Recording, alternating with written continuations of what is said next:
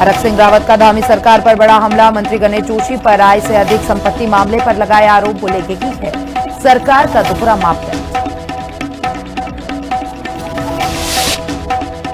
सृष्टि कंजारी case में बड़ा action. आरोपी पति और ननद को न्यायिक हिरासत में भेजा गया। दोनों को 14 दिन के लिए जेल भेजा गया।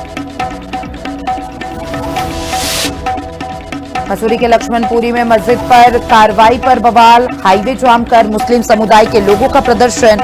200 साल पुरानी मस्जिद होने का दावा।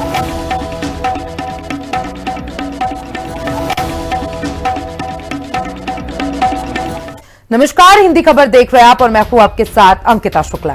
खबर हरिद्वार से है, जहां गुरुकुल कांगड़ी विश्वविद्यालय में मुख्यमंत्री पुष्कर सिंह धामी ने युवा शक्ति संवाद कार्यक्रम में युवाओं से सीधा संवाद किया। मुख्यमंत्री ने शिक्षा, रोजगार और भविष्य से जुड़े सवालों के जवाब देते हुए सरकार की योजनाओं की जानकारी दी। उन्होंने कहा कि प्रधानमंत्री नरेंद्र मोदी के नेतृत्व में युवाओं को नए अवसर और बेहतर मंच मिल रहे हैं। साथ ही प्रदेश सरकार पारदर्शी भर्ती प्रक्रिया और रोजगार सृजन के लिए लगातार काम कर रही है।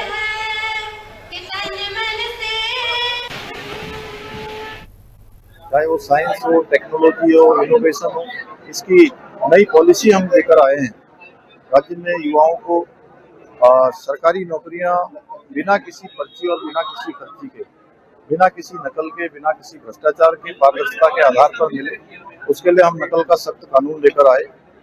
और उस सख्त नकल कानून का ये प्रभाव हुआ कि 34,000 से अधिक नौकरियां उत्तराखंड राज्य में अभी तक बिना किसी भ्रष्टाचार के और पारदर्शिता के आधार पर यहाँ के युवाओं को मिली है। और ये क्रम लगातार आगे बढ़ेगा।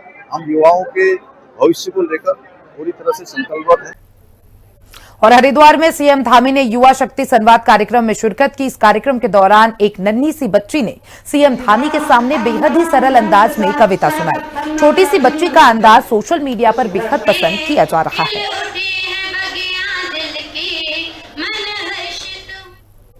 मोदी है तो मुमकिन है, जग में नाम कमाया है। धाकड़ धामी के आते ही संकट दूर भगाया है। निडर होकर हर नारी घूमे, सुरक्षा का ऐसा मान है। जनता की सेवा ही बस धामी की पहचान है। बड़ों को आदर मिलता है, बच्चों को मिलता प्यार। युवा पीढ़ी के साथ खड़े हैं, करते प्रगति आविष्कार। सच कहती हूँ भाइयों बहनों, अब मन में न रखो कोई बात। मेरे जैसे हर बच्चे की दिल में बस समय है धामी जी। और खटीमा में आयोजित थारू जनजातीय संवाद कार्यक्रम में सीएम पुष्कर सिंह धामी ने जनजाति समाज से सीधा संवाद किया। मुख्यमंत्री ने समाज की समस्याएं सुनी और विकास के साथ सांस्कृतिक संरक्षण को सरकार की प्राथमिकता बताया। धर्मांतरण विरोध कानून, आरक्षण, शिक्षा और विस्थापित किसानों के मुद्दे पर भी खुलकर चर्चा हुई।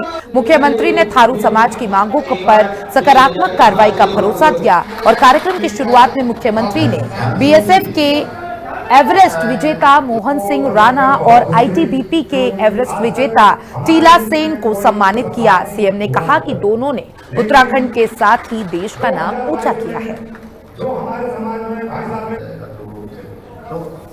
जनजाति समाज के सभी प्रबुद्ध लोग, हमारे युवा लोग, समाज के जो प्रतिनिधि, उनके साथ आज मिलना हुआ है, संवाद हुआ है, उनके विचार जानने का अवसर मिला है। और जनजाति समाज के उत्थान के लिए आज हमारे प्रधानमंत्री आदरणीय मोदी जी के नेतृत्व में पूरे देश के अंदर अनेक कार्यक्रम आयोजित हो रहे हैं।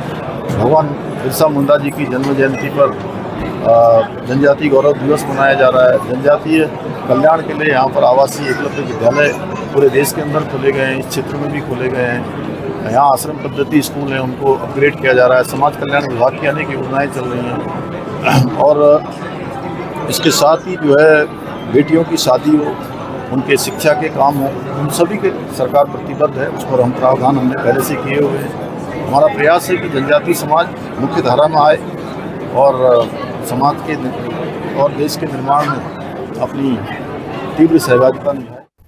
और अल्मोड़ा में भाजपा जिला कार्यालय में शनिवार को संगठनात्मक बैठक आयोजित की गई, जिसमें आगामी कार्यक्रमों की रणनीति पर मंथन हुआ। बैठक में नवनियुक्त संयोजकों, सह संयोजकों और नगर निगम के नामित पार्षदों को सम्मानित किया गया। नेताओं ने बूथ स्तर तक संगठन को मजबूत करने और सरकार की जन कल्याणकारी योजनाओं को जन जन तक पहुंचाने का आह्वान किया। बैठक में जिला पदाधिकारी, मंडल अध्यक्ष, मोर्चा एवं प्रकोष्ठ पदाधिकारी सहित बड़ी संख्या में भाजपा कार्यकर्ता मौजूद रहे। जिले के मीडिया के सेक्रेटरी 6 लोगों को हमारे यहाँ पर नामित किया गया। उसके लिए भी मैं सब लोग को बहुत बधाई देना चाहता हूँ। 2 लोग अन्य लोग भी उसमें जुड़े हैं, लगभग 8 हमारे पार्षद उसमें जुड़े हैं। उनको मेरी तरफ से बहुत बधाई है। इनके नेतृत्व में भारतीय जनता पार्टी जहाँ एक और मजबूत होगी, वहीं दूसरी ओर सरकार की योजनाएं भी जो हैं वो पूरी तरीके से धरातल पर उतरेंगी और आने वाले दिनों में जब 2027 का जो मिशन है, इनका अनुभव का लाभ पार्टी को होगा और भारतीय जनता पार्टी विजयश्री होगी। भारतीय जनता पार्टी ने सारे जिलों में हमारे 22 प्रकोष्ठ हैं, उनके प्रकोष्ठ संयोजक और सह संयोजक बनाए हैं और इसके अलावा हमारे नामित पार्षद बनाए गए हैं। उनका आज स्वागत कार्यक्रम यहाँ पे किया जा रहा है। हम अपने ज़िले के प्रकोष्ठों के संयोजकों का, सह संयोजकों का, अपने नामित पार्षदों का, इसके अलावा जो प्रदेश ने हमारे ज़िले में जो भी संयोजक, सह संयोजक प्रदेश द्वारा प्रदेश लेवल पर बनाए गए हैं, उनका हमने आज स्वागत कार्यक्रम किया है। और खबर देहरादून से है, जहां मंत्री गणेश जोशी को कोर्ट से नोटिस जारी होने के बाद उत्तराखंड की राजनीति फिर से गर्मा गई है। इस मुद्दे पर कांग्रेस लगातार हमलावर होकर सरकार पर निशाना साध रही है। कांग्रेस की ओर से भ्रष्टाचार के मामले में दोहरा रवैया अपनाने का आरोप लगाया गया है। वहीं कांग्रेस प्रवक्ता एवं अधिवक्ता पंकज सिंह क्षेत्रीय ने सीएम धामी को पत्र लिखकर मांग की है कि जांच पूरी होने तक मंत्री गणेश जोशी को मंत्रिमंडल से अलग किया जाए। ये बचाने की पूरी कोशिश पूरी सरकार, पूरे सिस्टम की है, अधिकारियों को। और मेरे आरोपों की पुष्टि माननीय न्यायालय ने भी करी है और माननीय न्यायालय जो है विजिलेंस की स्पेशल कोर्ट है और वो मेरी बात उन्होंने सुनी है और पहले विजिलेंस से रिपोर्ट भी मंगाई है। उसके बाद ही गणेश जोशी जो मंत्री हैं उनको नोटिस जारी किए हैं, तलब किया है अपना पक्ष रखने के लिए। तो ये कोई छोटी बात नहीं है, ये सीधे सीधे नैतिकता का प्रश्न है, ये सीधे सीधे सरकार पे सवाल है। तो हम चाहते हैं कि मुख्यमंत्री जी, अपने कैबिनेट मंत्री और जो गणेश जोशी जिन भी पदों पर हैं उनको हटाया जाए तत्काल और इस पर निष्पक्ष जांच की जाए। सरकार द्वारा भी पहल की जाए कि हम इसमें जांच में पूर्ण सहयोग करेंगे और सरकार भी इसमें जांच करे। और देहरादून में उत्तराखंड महिला कांग्रेस के प्रदेश अध्यक्ष ज्योति रौतेला के नेतृत्व में युवा कार्यकर्ताओं ने डीएम कार्यालय पर प्रदर्शन किया और केंद्र सरकार के खिलाफ जमकर नारेबाजी की। प्रदर्शनकारियों ने जंतर मंतर पर प्रदर्शन कर रहे छात्रों पर लाठीचार्ज और पैलेट गन के इस्तेमाल की कड़ी निंदा करते हुए इसे युवाओं पर अत्याचार बताया। ज्योति रौतेला ने कहा कि कांग्रेस इस मुद्दे को सड़क से लेकर संसद तक उठा रही है और राहुल गांधी ने भी गृह मंत्री से इस्तीफे की मांग की है।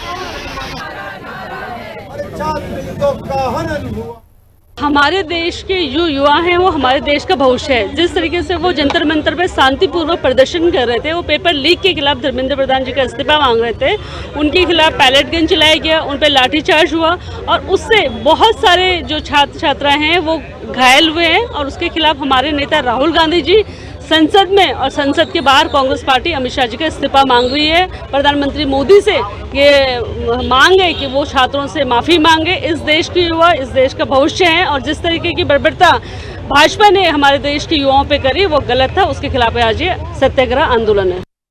विकासनगर के हरबतपुर से अच्छी खबर है, जहां लोगों की लंबे समय से चली आ रही मांग अब पूरी हो गई है। बहुउद्देशीय किसान सेवा सहकारी समिति परिसर में नए आधार सेवा केंद्र का शुभारंभ किया गया। अब क्षेत्रवासियों को आधार कार्ड से जुड़े कामों के लिए दूर दराज के केंद्रों के चक्कर नहीं काटने पड़ेंगे।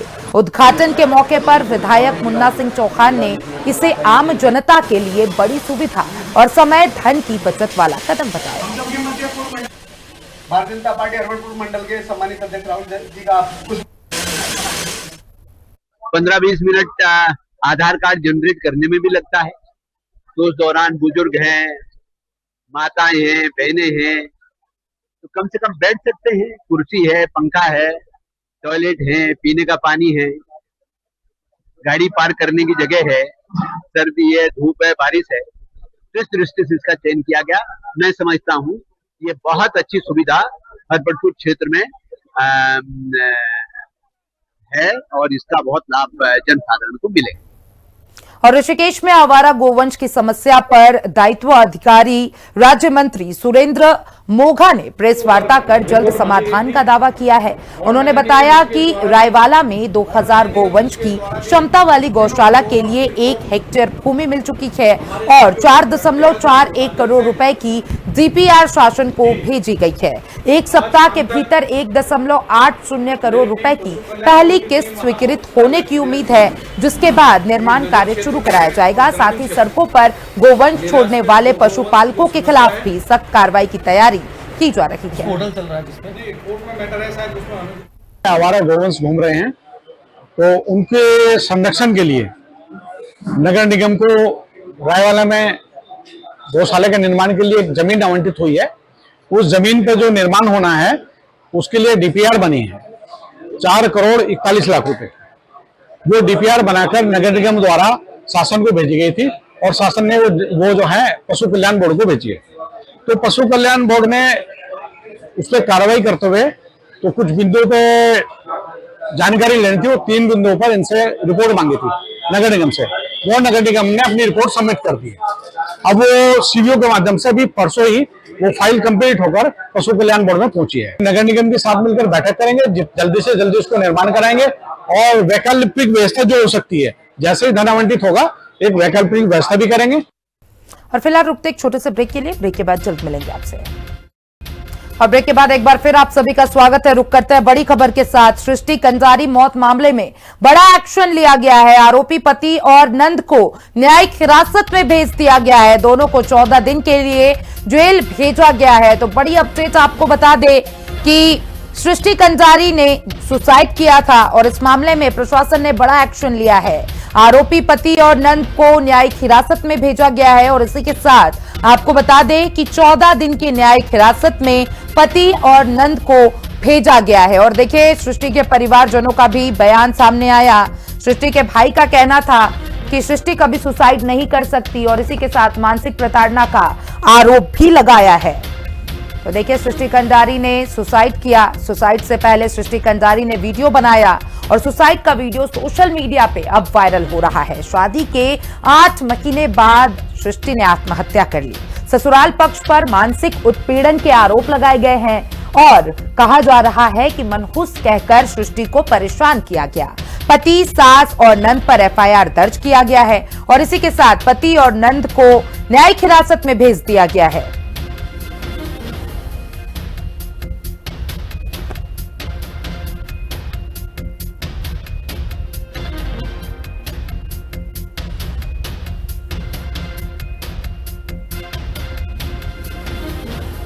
तो दोनों को 14 दिन के लिए न्यायिक हिरासत में भेजा गया है और सृष्टि कंजारी मौत मामले में बड़ा एक्शन लिया गया। पति और नंद को 14 दिन की न्यायिक हिरासत में भेजा गया है। पूछताछ लगातार जारी है। सृष्टि के सास से भी पूछताछ की जा रही है और सृष्टि ने शादी के महज 8 महीने बाद ही खुद की जिंदगी खत्म कर ली।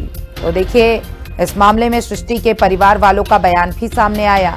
सृष्टि के भाई का कहना है कि सृष्टि कभी ऐसा नहीं कर सकती और उसे मनहूस कहकर परेशान किया जाता था और इसी के साथ पति, सास और ननद पर एफआईआर दर्ज किया गया है।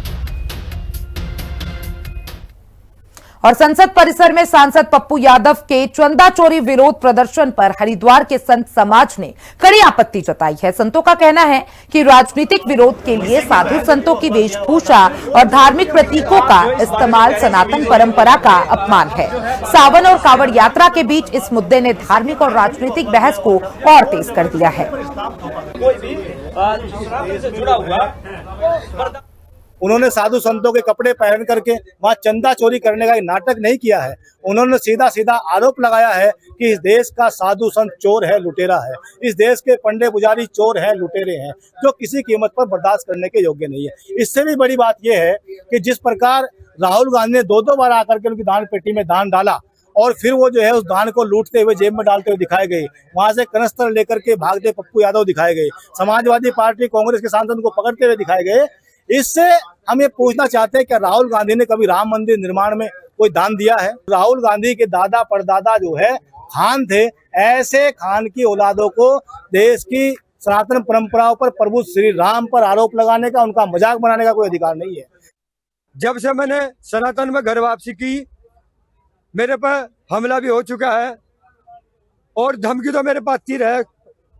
पाकिस्तान तभी कॉल आती है, मेरे पर मारने की धमकी दी जाती है मुझे। मैंने कोई किसी का बुरा नहीं किया। जब मैंने सनातन में घर वापसी की, मैंने इस्लाम के बारे में कोई गलत बोल नहीं बोल लेते, ना कोई गलत विचार थे। भाई मेरा मन करा, मैं इस चीज से पीड़ित हो गया, मैं अपने सनातन धर्म में आया।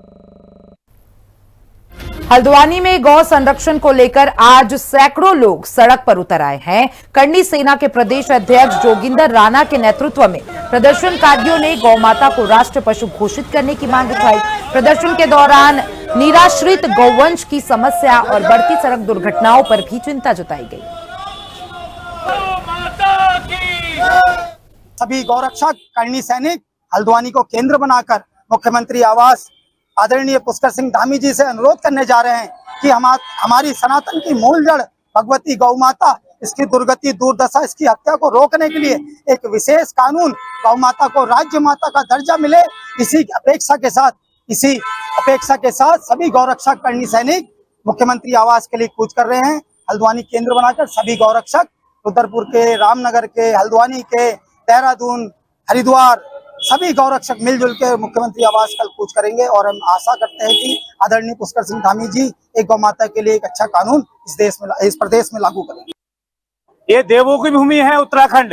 यहाँ पर केदारनाथ, बद्रीनाथ, गंगोत्री, यमुनोत्री पावन तीर्थ स्थल है। यहाँ धर्मनगरी हरिद्वार, और ऐसी धर्मनगरी और देवों की भूमि से जानने वाला देवभूमि उत्तराखंड। और इस देवभूमि में गौ हत्या, इस गौ हत्या पर विराम लगे और कम से कम इस देवभूमि उत्तराखंड में गौ माता को राज्य माता घोषित करें। 2 अगस्त को हरिद्वार में एकत्रीकरण रखा है। 2 अगस्त को हम लोग माननीय मुख्यमंत्री आवास का घेराव करेंगे और शांतिपूर्ण तरीके से हम लोग उनसे मांग करेंगे कि तत्काल प्रभाव से देवभूमि उत्तराखंड में गौ माता को राज्य माता घोषित किया जाए।